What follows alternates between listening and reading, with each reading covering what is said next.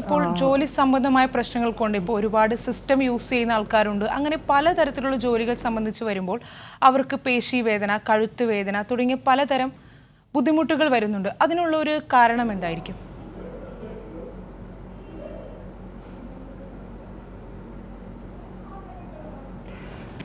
ഞാൻ ആദ്യം പറഞ്ഞ പോലെ ഇൻസിഡൻ്റലി അതായത് ഇരുന്ന് പണിയെടുക്കുന്ന ആൾക്കാർക്ക്, ഇരുന്ന് ജോലി ചെയ്യുന്നവർക്ക്, പിന്നെ IT പ്രൊഫഷണൽസ്, ഇവർക്കൊക്കെയാണ് കൂടുതലും ഇങ്ങനൊരു കണ്ടീഷൻ വരാൻ സാധ്യതയുള്ളത്. അവരുടെ ആൻറ്റീരിയർ പോർഷൻസിലോട്ടുള്ള മൂവ്മെൻറ്റ്സ് ആണ് ഏറ്റവും കൂടുതലും അവരിൽ. അതായത് 24 hours ഓൾമോസ്റ്റ് അവരുടെ ഡ്യൂട്ടി ടൈം അവർ സ്പെൻഡ് ചെയ്യുന്നത് ടുവേർഡ്സ് യുവർ ആൻറ്റീരിയർ പോർഷനാണ്. കൈക്കും കഴുത്തിനും പുറത്തിനുമൊക്കെയാണ് കൂടുതൽ സ്ട്രെയിൻ വരുന്നത്.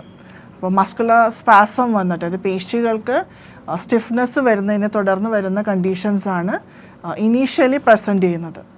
പിന്നെ ഫുൾ ടൈം സെൻട്രലൈസ്ഡ് AC-യിലിരിക്കുക, വാട്ടർ ഇൻടേക്ക് കുറയുക, വെള്ളം കുടിക്കുന്നത് വളരെ കുറവായിരിക്കും അങ്ങനത്തെ ആൾക്കാർ. അപ്പോൾ അതുകൊണ്ടൊക്കെ മസിൽസിൽ നല്ല പെയിൻ വരാൻ സാധ്യതയുണ്ട്.